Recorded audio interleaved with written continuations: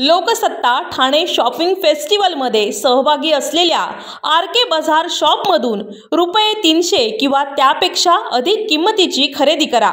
शॉपमधून दिले गेलेले कूपन पूर्ण भरून उपलब्ध असलेल्या ड्रॉप बॉक्समध्ये टाका। तुमच्यासाठी यात्रा, सोन्याची नाणी, गिफ्ट वाउचर्स आणि आकर्षक बक्षिसं जिंकण्याची संधी। 63 कोटींचे तिवरे धरण मंजूर, आमदार शेखर निकम यांच्या प्रयत्नांना यश।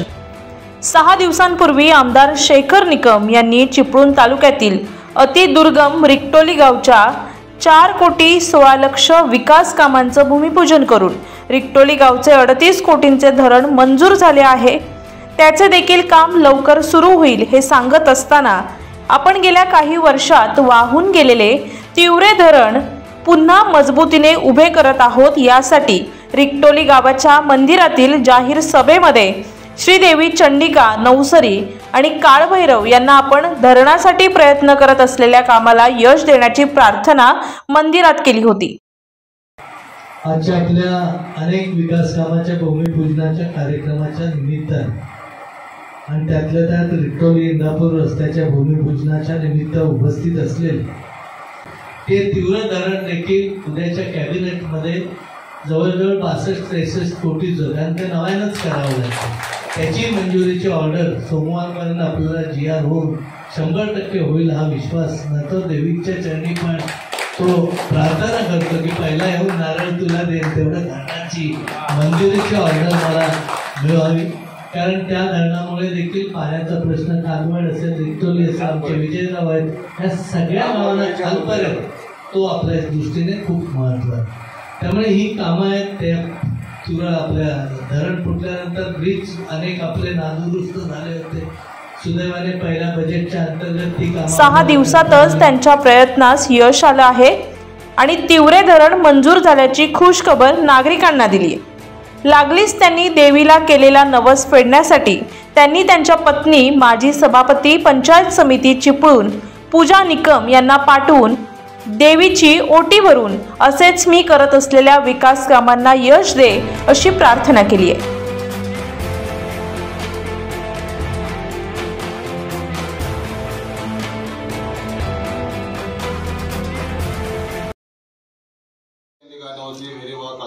महाकाली माते शंभो शंकरा महादेवा या ठिकाणी 4-5 दिवसापूर्वी आपले आमदार साहेब या ठिकाणी त्या सभेला आले, त्या सभेमध्ये असे बोलले की या तेवढे औषधी धरण आहे, त्या धरणाला मंजुरी मिळावी, नदीच्या कृपणाच्या धरणाला मंजुरी मिळाली तिकडे या ठिकाणी एक म्हणून भेट दे। त्याप्रमाणे या ठिकाणी तिथे आले नसते परंतु त्यांचे फॅमिली हा मॅडम या ठिकाणी येऊन ती ओटी भरलेली आहे, श्रीफळ दिले आहे, मान्य करून घे, गोप्रसाद दिले मान्य करून घे आणि त्यांनी जी काही कामाची खाती घेतलेली आहे तिथं यशस्वी करा। याच्यामध्ये कुठल्या 40% जेव्हा एकत्रित दिले सुपर मान्य करून संभाळावे।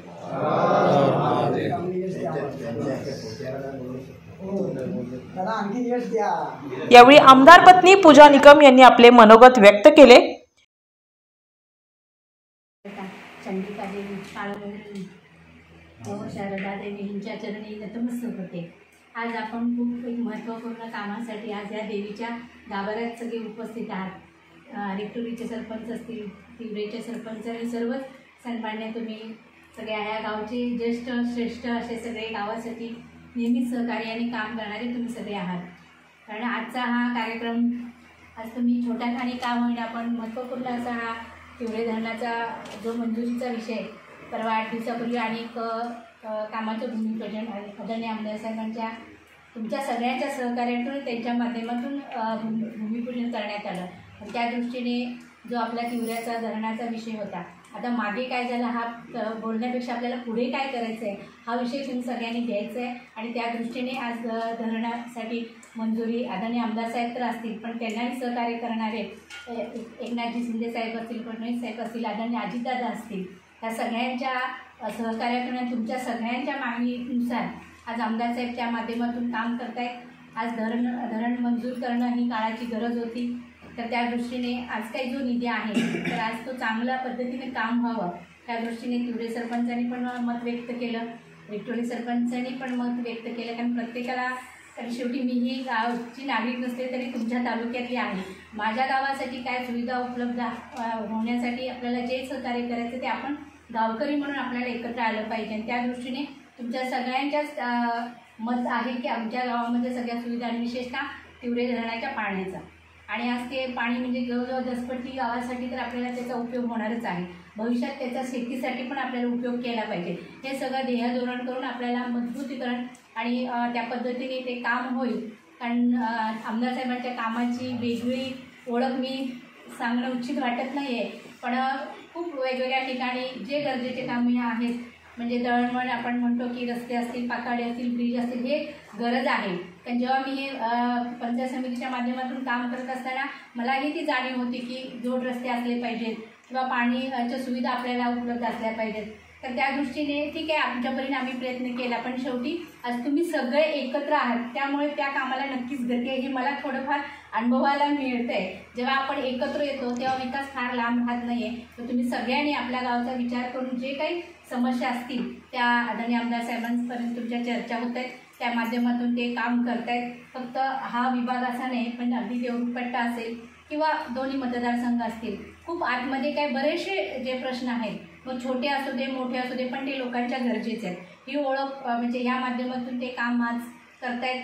मी एक तुमच्यासारखीच एक मतदार म्हणून मला नक्कीच त्यांच्या कामाचा अभिमान पण आहे आणि मी नक्कीच समाधानी आहे. पण फक्त तेवढ्यापुरतंच न थांबता आपल्याला पुढे भविष्यात शिक्षण, आरोग्य ह्या सगळ्या गोष्टी पण आपल्याला याच्यातून घेतल्या पाहिजेत.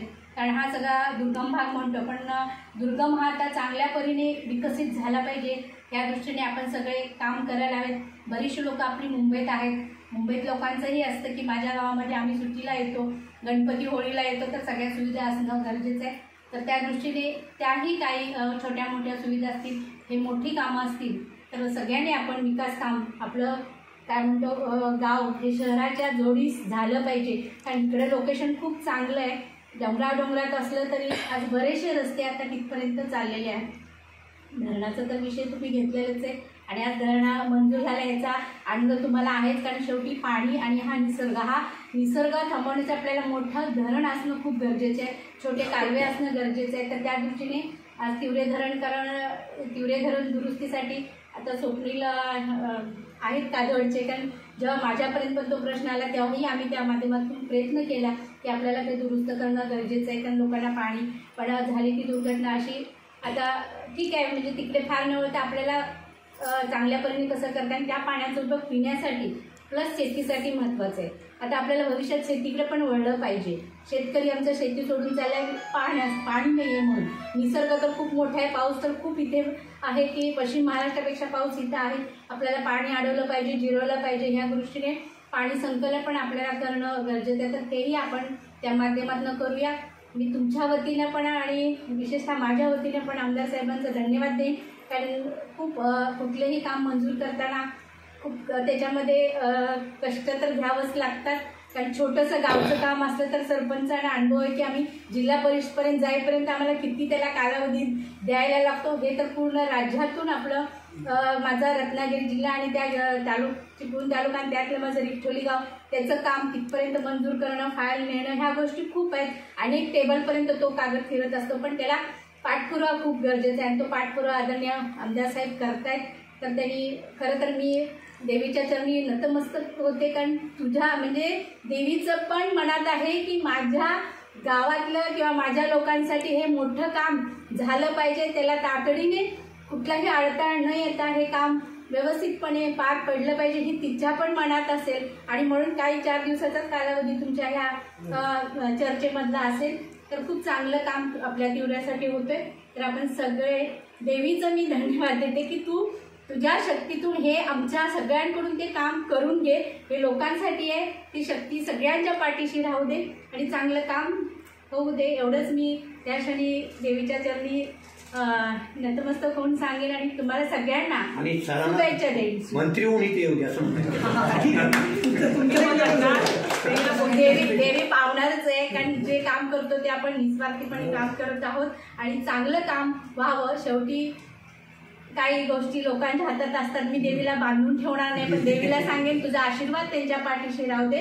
त्यांच्या हातून चांगली जनसेवा घडावी हे तर मी देवीला सांगते की त्यांना आरोग्य चांगलं दे, चांगली त्यांना ताकद दे, बस एवढीच मी आता देवीच्या चरणी प्रार्थना करते. बाकी बरंचसं देवी तुमच्या हातात सोपवते, तर तुम्ही सगळ्यांनी मिळून आपल्या गावचा विकास करायचा आहे. यावेळी रिक्टोली गावच्या सरपंच पत्नी सदस्य दर्शना दयानंद शिंदे, माजी सरपंच प्रेरणा विकास शिंदे, रिक्टोली विकास सोसायटीचे चेअरमन प्रतिभा गणपत शिंदे, समाजसेवक विकास शिंदे, बाबाराम तुकाराम शिंदे, ग्रामपंचायत सदस्य अविनाश शिंदे तसेच उपस्थित महिला वर्ग आणि तिवरे ग्रामस्थांनी त्यांचे पुष्पगुच्छ देऊन आभार मानले.